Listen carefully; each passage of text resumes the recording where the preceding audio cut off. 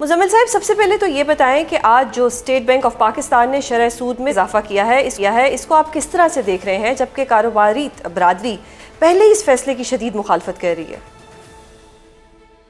جی بسم اللہ الرحمن الرحیم. تھینک یو مسٹر زین آپ کا کہ آپ نے اس اہم ٹاپک پہ جو ہے مجھے دعوت دی بات کرنے کی.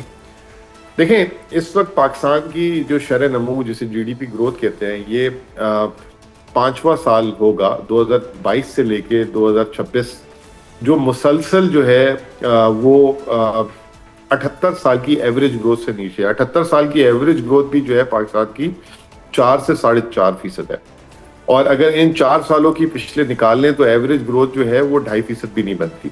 اور پاکستان کی جو آفیشیل آبادی کا سٹیٹسٹک ہے وہ بھی 2.6% ہے. تو یعنی کہ اسی وجہ سے، کیونکہ آپ کی جو ہے پاپولیشن بڑھ رہی ہے اور گروتھ کم ہو رہی ہے، تو ملک میں جو ہے بے روزگاری اور غربت کے اشاریے جو ہے بڑھتے جا رہے ہیں. 1 سال 2 سال 3 سال کنزیکٹیولی پاکستان میں بڑے 1970s کے بھی، جیسے ابھی یہ آئل والا مسئلہ آیا 1970s میں بھی آیا، کنزیکٹیولی آپ نا تیسرے سال جا کے جو ہے نا گرو کرنے لگ جاتے ہیں. یہ فرسٹ ٹائم ایسا ہوا ہے کہ یہ 4تھا سال سے مسلسل آپ کی گروتھ کم ہو رہی ہے. اس موقع پہ جب حکومت کا خود دعویٰ بھی ہے، جو اسٹیٹ بینک جو پی بی ایس کے اعداد و شمار بھی آ رہے ہیں، ابھی تک آپ دیکھ لیں ابھی بھی 7.5% مہنگائی کہہ رہے ہیں، اور شرح سود پہلے 10.5% تھی. مارکیٹ یہ کہتی تھی، انڈسٹریز یہ کہتی تھی کہ 7.5% آپ کی مہنگائی ہے اور آپ 10.5% شرح سود رکھ رہے ہیں، معیشت اس پہ جو ہے نہیں آگے نکلے گی، اور یہ ایشیا کا سب سے زیادہ ریٹ ہے. اب مارکیٹ میں، اور وزیر اعظم صاحب بھی پچھلے دنوں یہ کہہ رہے تھے کہ جی ہم سنگل ڈیجٹ پہ لے آئے اور انشاءاللہ تعالیٰ اس کو نیچے لائیں گے. تو ابھی آج کا 1% جو بڑا ہے اس کو میں سرپرائز نہیں کہوں گا. اس کی وجہ یہ ہے کہ مارکیٹ پہلے سے اینٹیسپیٹ کرنے لگ گئی تھی، کیونکہ آئی ایم ایف کی جو خبریں آ رہی تھی وہ یہی ایسی آ رہی تھی کہ ملک میں جو ہے واپس شاید ٹیمپریری طور پہ جو ہے مہنگائی ہو جائے. اگر مہنگائی آپ کی جو ہے اگر جنگ کی وجہ سے ہو رہی ہے، تیل کی قیمتوں کی وجہ سے ہو رہی ہے، تو یہ آپ کا لوکل ایشو نہیں ہے، یہ ایک عالمی ایشو ہے. اور دنیا کے کتنے سینٹرل بینکس نے اس کی بنا پر جو ہے اپنا جو ہے انٹرسٹ ریٹ بڑھایا. تو بالکل میں سمجھتا ہوں کہ یہ ایک بہت غلط آج جو ہے فیصلہ تھا، اور اس سے معیشت اور سلو ہوگی، کاروبار میں بھی فرق پڑے گا. اور آپ دیکھیں گے کہ مارکیٹس بھی جو ہیں جب کل کھلیں گی تو جب 1% جو بڑا ہے اس کا ایک ری ایکشن آئے گا. تو میرا اپنا خیال یہ کہ، اور دوسری بات یہ کہ حکومت کا سب سے زیادہ نقصان اس میں ہوتا ہے. ہر 1% بڑھنے سے حکومت کا سالانہ جو ہے تقریباً 500 ارب روپے سے زیادہ کا جو ہے سود کی ادائیگی میں رقم بڑھ جاتی ہے. تو اس وقت حکومت کے لیے 1 ارب روپے قیمتی، آپ اندازہ لگائیں کہ پورے سال کے لیے انہوں نے 1000 ارب روپے رکھا تھا ترقیاتی اخراجات کا وفاقی حکومت نے، جس کو یہ جنگ کے بعد کم کر کے 180 ارب سے کم کر کے اب 820 کر دیا. تو اندازہ لگائیں آج جو اسٹیٹ بینک کا ایک فیصلہ ہے 1% کا، اس سے حکومت کے 500 ارب کے اخراجات بڑھ جائیں گے. اب یہ حکومت 500 ارب روپے کے اخراجات کہاں سے پورے کرے گی؟ کہاں سے پھر کوئی کٹوتی کرے گی؟ ترقیاتی اخراجات کی کٹوتی کرے گی یا اور کوئی چیز ہے اس کی کٹوتی کرے گی؟ تو اس سے معیشت تو اور جسے کہتے ہیں سکڑتی جائے گی، اور جب معیشت سکڑے گی تو اس کا عام عوام پہ اثر پڑے گا. مزمل صاحب، اسٹیٹ بینک تو یہ کہہ رہا ہے کہ ہم نے مہنگائی کو قابو کرنے کے لیے جو انٹرسٹ ریٹ ہے یہ بڑھایا ہے. مجھے ایک بات بتائیں کہ جو 1% انٹرسٹ ریٹ بڑھانے سے آٹے کی اور گندم کی قیمت کم ہو جائے گی، یا آپ جو پیٹرول پمپ میں جا کے ہم اور آپ پیٹرول ڈلوا رہے ہیں، کیا پیٹرول پمپ والے 1% شرح سود بڑھنے سے جو ہے پیٹرول کی قیمت کم کر دیں گے؟ شرح سود تو اس لیے بڑھایا یا گھٹایا جاتا ہے کہ ڈیمانڈ اینڈ سپلائی کو مینج کیا جاتا ہے، ٹھیک ہے نا. پہلے ہی ڈیمانڈ اس وقت سپریسڈ ہے. جو آدمی جو ہے اگر 1 لاکھ روپے کا خرچہ کرتا تھا، آج بھی اس کے پاس اگر غلطی سے 1 لاکھ روپے ہی آمدنی آ رہی ہے، ویسے تو آپ کو پتہ ہے بے روزگاری بڑھ رہی ہے تو وہ اس 1 لاکھ میں جو پہلے خریداری کرتا تھا اس سے وہ کئی کم کر رہا ہے، کیونکہ قیمتوں میں بہت اضافہ ہو گیا.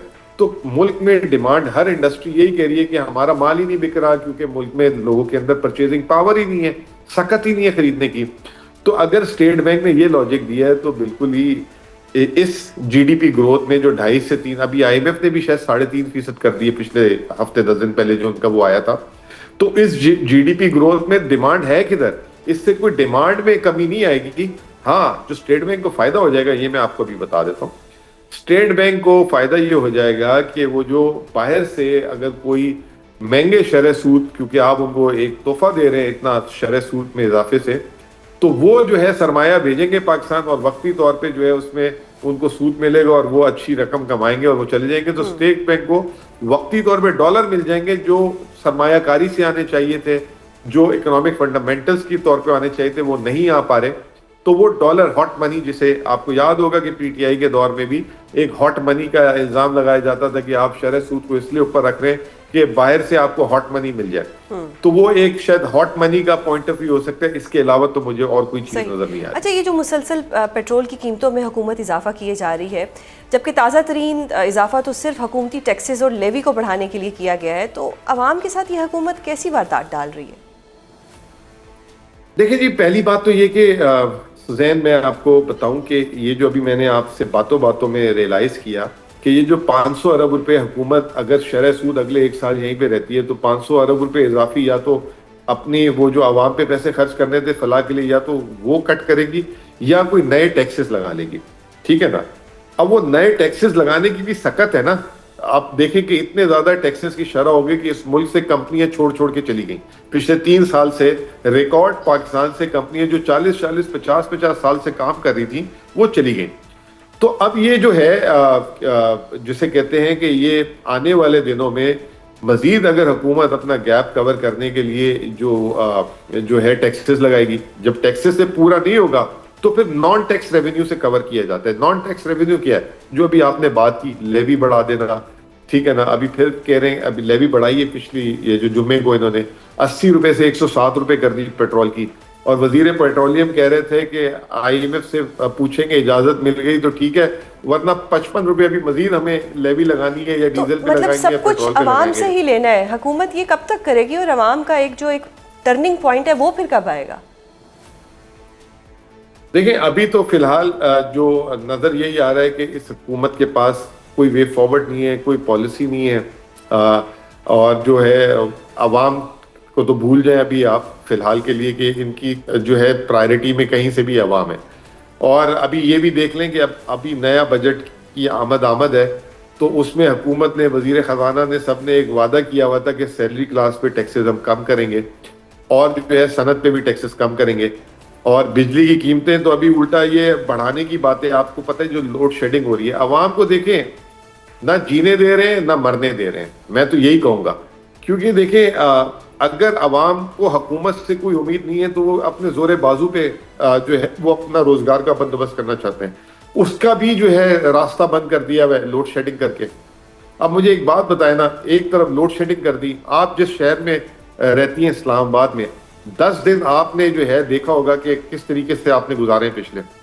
اب حکومت کی خود کیلکولیشن تھی، ایک دن پی ٹی آئی نے ہڑتال کرنی تھی تو وزیر خزانہ نے ایک پریس کانفرنس کی تھی. انہوں نے کہا تھا کہ اگر اسلام آباد ایک دن بند ہو جائے تو ملک کا 190 ارب روپے کا نقصان ہوتا ہے. یہ حالانکہ میں نے اس کو ڈسپیوٹ کیا تھا کہ یہ غلط بول رہے ہیں، یہ ایگزیجریٹڈ ہے. لیکن اب آج میں مجبور ہوں کہ میں اس وزیر خزانہ کا وہ فگر اٹھانے پہ کہ اگر ایک دن اسلام آباد پنڈی بند ہوتا ہے اور 190 ارب روپے کا نقصان ہے تو کم از کم 10 دن تو یہ ساری ٹی سٹاکس کے لیے آپ نے بند کیا ہے نا. تو 1900 ارب روپے عوام کا اور ملک کا جو نقصان ہوا ہے اس کو کیسے پورا کریں گے؟ بالکل. اچھا مزمل صاحب، وفاق نے کے پی کے کچھ پیسے دینے تھے، اس میں کوئی پیش رفت ہوئی؟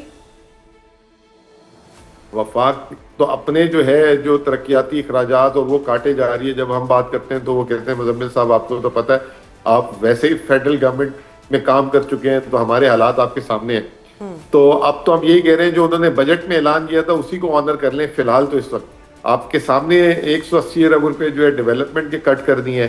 جو ٹیکس کا ہدف رکھا تھا ریونیو جس سے ہمیں ملتا ہے پھر ڈیویزیبل پول میں پیسے، اس میں جو ہے 600 ارب روپے تو ابھی 9 ماہ میں ویسے ہی کم کلیکشن ہوئی ہے.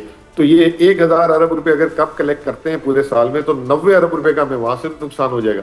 پھر ضم شدہ علاقوں کے لیے جو آپ کا سامنے سیکیورٹی صورتحال ہے، صوبائی حکومت نے جو ہے بہت زیادہ اس کو برج کیا ہوا ہے پیسوں کو، وہاں پہ بھی کوئی تعاون نہیں کرے جو وفاق کی ذمہ داری بنتی ہے.